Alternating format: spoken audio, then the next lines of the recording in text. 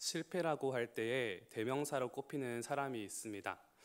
그의 전기를 읽어보면 1831년에 사업에 실패하고 또 1년 뒤 32년에 주의회 의원으로 출마했다가 떨어지고 또 1년 뒤 33년에 사업에 실패해서 17년간 그 빚을 갚느라고 고생을 했습니다.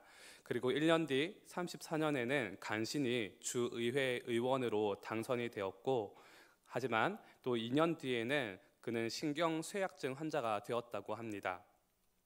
그리고 그 뒤 1838년에는 하원 의장에 떨어지고 43년에는 국회의원에 떨어지고 또 3년 뒤에는 국회의원에 당선이 되었지만 또 2년 뒤에 48년에는 다시 낙선이 되었습니다. 그리고 55년에 상원의원으로 출마했다가 떨어지고 56년에는 부통령에 떨어졌습니다. 그리고 마지막 1860년에는 대통령에 당선이 되었다고 합니다.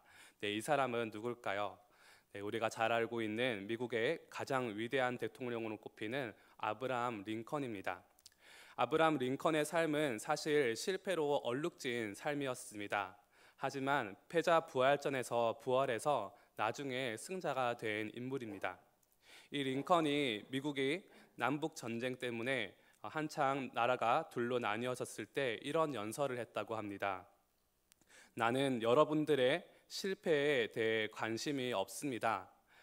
나는 여러분들이 다시 일어나는 것에 관심이 있습니다. 라고 하며 국민들에게 용기를 주었다고 합니다. 사실 이 연설은 자신의 삶에서 배운 교훈이었습니다. 그는 많은 실패를 겪었지만 또 일어났습니다. 그는 일어나는 것에 베테랑이었습니다. 우리의 삶은 때로 성공을 하지만 내려갈 때가 반드시 있습니다. 전도서 7장 14절에서 이렇게 말씀하십니다. 형통한 날에는 기뻐하고 곤고한 날에는 되돌아보아라. 이 두 가지를 하나님이 병행하게 하사 사람이 그의 장래일을 능히 헤아려 알지 못하게 하셨느니라. 하나님께서는 우리의 삶에 좋은 일도 허락하시고 또한 어려운 일도 허락하십니다. 그래서 미래에 무슨 일이 일어날지 능히 알지 못하게 하셨다고 말씀합니다. 하지만 좋은 일에 기뻐하는 것은 누구나 잘 할 수 있는 것입니다. 하지만 슬픈 날을 보내는 것은 누구에게나 겪은 쉬운 일은 아닙니다. 합기도를 배울 때 상대를 때리고 공격하는 것부터 하지 않고 방어하고 맞는 것부터 배운다고 합니다. 유도를 배울 때도 먼저 배우는 것은 넘어지는 낙법입니다.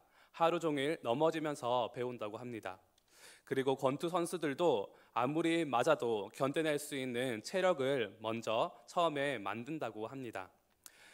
합기도나 유도 그리고 권투와 마찬가지로 우리의 삶도 또 넘어지고 또 넘어지기를 계속합니다. 그래서 넘어지는 법을 배우고 슬픈 날을 지내는 법을 배우고 또 그것을 이기는 법을 배워서 고수가 되어갑니다. 오늘 말씀 잠언 24장 16절에서는 이렇게 말씀하고 계십니다. 대저 의인은 7번 넘어질지라도 다시 일어나려니와 악인은 재앙으로 인하여 엎드러지느니라. 의인은 7번 시험에 들고 넘어지고 코가 깨져도 다시 일어난다고 말씀하고 계십니다. 하지만 악인은 재앙이 오면 엎드러져서 일어나지 못합니다. 여기에서 의인은 의로운 사람인데 신약시대에 와서 예수님을 믿는 모든 사람이 바로 의인입니다. 왜냐하면 예수님이 자신의 의를 우리에게 주셨기 때문입니다. 하나님은 링컨의 연설처럼 예수님을 믿는 의인인 우리가 넘어졌다는 사실에는 관심이 크지 않습니다. 대신 하나님께서는 우리를 어떻게 일으키실까, 힘을 주시고 위로하시고 회복시키실까에 관심이 있으십니다. 그래서 예수님을 믿고 영접한 사람, 그 사람은 7번 넘어질지라도 다시 일어난다라고 말씀하십니다. 왜냐하면 우리를 도우시는 하나님 때문입니다. 시편 55편 22절에서 이렇게 말씀하십니다. 내 짐을 여호와께 맡기라.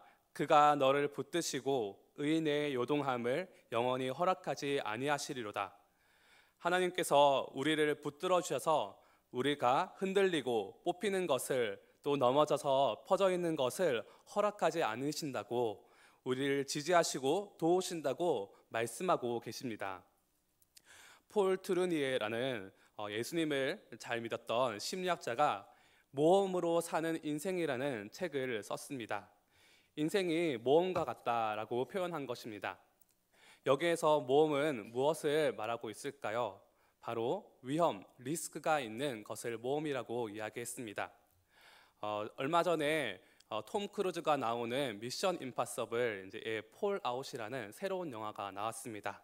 저는 이 영화를 좋아했는데 이 영화를 보면은 항상 해피엔딩으로 끝납니다.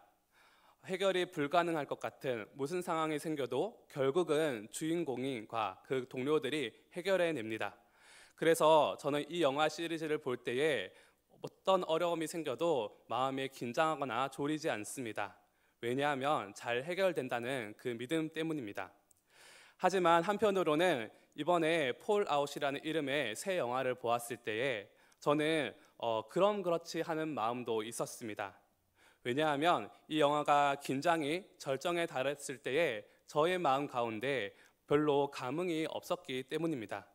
왜냐하면 결말이 무조건 잘 해결될 것을 알기 때문에 판에 박힌 듯한 영화처럼 생각이 되었기 때문입니다. 그래서 저는 폴 아웃을 보면서 모험 속에서만 느낄 수 있는 스릴과 또 주인공을 응원하는 그런 열정을 느낄 수가 없었습니다. 하지만 모험은 이 영화와는 다릅니다. 모험은 실패할 수 있는 위험, 리스크를 가지고 있습니다. 그 앞이 어떻게 될지 깜깜합니다. 심장이 두근거립니다. 하지만 모험에서만 느낄 수 있는 스릴이 있습니다. 또 모험을 하지 않으면 어려움도 실패도 없습니다. 하지만 모험을 하면 실패도 어려움도 당하지만 거기에서 배울 수 있는 지혜도 없고 성공도 없습니다. 그리고 모험에서만 가질 수 있는 열정도 또 진실한 사람들과의 만남과 사랑도 없습니다.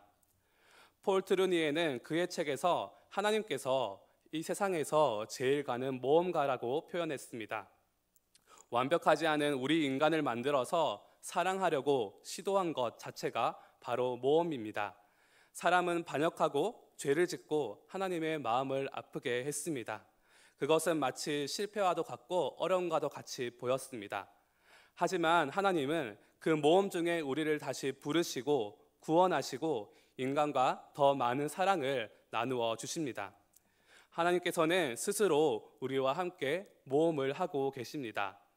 그리고 하나님께서는 하나님의 사람들을 이 모험 속으로 부르고 계십니다. 믿음의 조상 아브라함은 안락한 갈대아 우르 땅을 뒤로하고 떠나라는 하나님의 모험으로 부르시는 그 음성에 순종했습니다. 한 집안의 운명을 어깨에 짊어진 아브라함에게 누군가가 어디로 가느냐고 물었을 때에 그는 어디로 가는지 자신도 몰랐습니다.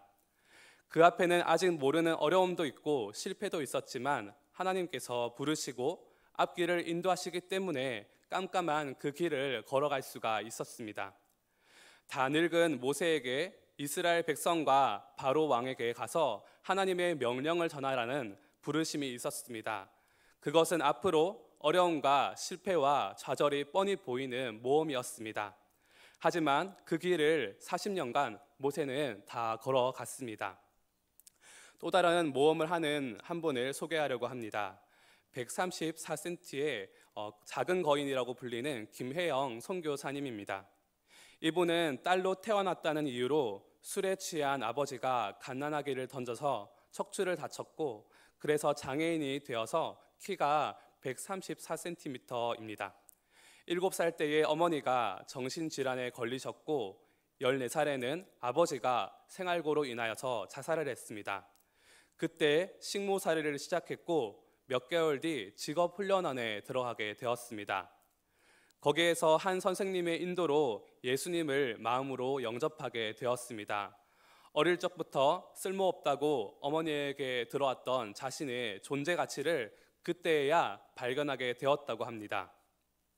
그리고 편물 작업을 열심히 훈련해서 세계 장애인 대회에서 1등을 했습니다. 그리고 24살에 아프리카 보츠와나로 떠나가서 그곳에서 편물 학교에서 교사로 섬기게 되었습니다. 그 이후 14년 동안 그곳에 머물면서 때로는 학생이 없어서 폐교의 위기도 겪었지만 고독하게 그 학교를 지켜냈다고 합니다. 그래서 이제는 보츠와나 주민들이 그녀에게 이렇게 말한다고 합니다. You are so beautiful. 당신은 참 아름답습니다. 무엇이 이 선교사님을 보고 아름답다고 말하게 했을까요? 그것은 그녀의 외모가 아니라 아기 때부터 있었던 고난과 어려움과 실패를 딛고 일어나서 또 학교의 어려움도 딛고 일어나서 자신들을 섬기는 그녀의 모험과도 같은 인생에서 나오는 아름다움일 것입니다. 이 모험을 할 수 있었던 것이 바로 15살 때 직업학교에서 만난 예수님 때문이었습니다. 그리고 38살에 미국으로 건너가서 국제사회복지사 공부를 시작했습니다. 또 다른 모험이었습니다. 그런데 이 모험에도 역시 어려움과 시험이 있었습니다. 화려한 맨해튼 생활을 하다 보니 어렸을 때의 장애로 인한 열등감들, 그리고 불우한 가정 환경, 그리고 부모님에 대한 상처가 되살아났기 때문입니다. 하지만 그가 다시 일어날 수 있었던 것은 이제는 내가 사는 것은 아니요 오직 나를 위해 죽으신 예수 그리스도로 사는 것이라는 하나님의 말씀 때문에 일어났다고 고백했습니다. 의인이 7번 넘어질지라도 다시 일으키시는 하나님의 말씀 때문이었습니다. 그래서 그 학교를 무사히 졸업하여 모험을 마치고 다시 부탄으로 가서 예수님의 사랑을 전하는 그런 새로운 모험을 했다고 합니다. 이분의 삶도 모험과도 같았습니다.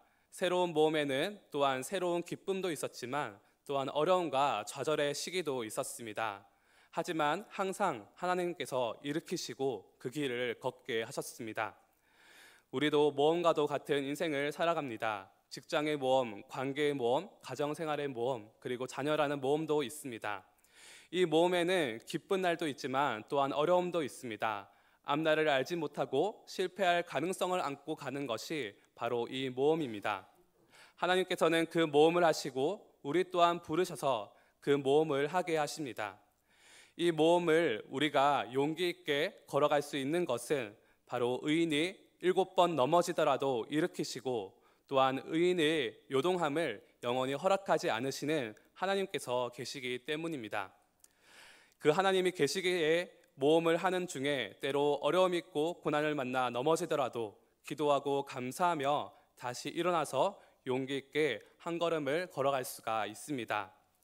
바라기로는 우리 모든 성도님들도 그 모험을 하는 중에 우리를 붙드시고 일으키시고 우리의 요동함을 영원히 허락하지 않으시는 하나님의 손길을 경험하는 오늘 하루 되시기를 바랍니다.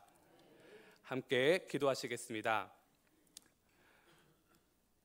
하나님 아버지 감사합니다. 우리에게 새날을 허락하시고 또 새로운 모험을 허락하시니 감사합니다. 우리 앞에 무슨 일이 있는지는 알지 못합니다. 하지만 우리를 붙드시고 일으키시는 하나님을 경외하며 의뢰하며 오늘 하루를 또 힘있게 살아가게 하여 주시옵소서. 그리고 넘어진 사람들에게 일으킴을 허락하여 주시고 또 낙심한 사람들에게 위로를 더하여 주옵소서. 앞으로 새로운 길을 걸어가는 사람들에게는 용기와 희망을 더하여 주옵소서. 이 모든 것 예수님의 이름으로 기도드립니다. 아멘.